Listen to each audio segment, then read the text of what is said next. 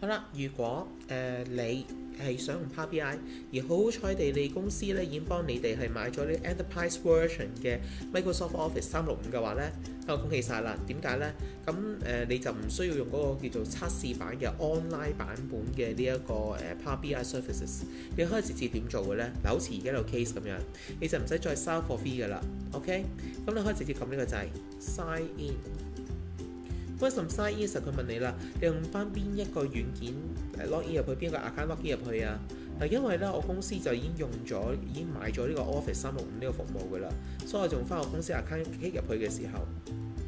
好去到呢個位，佢問你啦，喂，你係咪繼續入去啊？我撳翻條 link， 咁佢叫我入翻我嘅 login password 之後 sign in，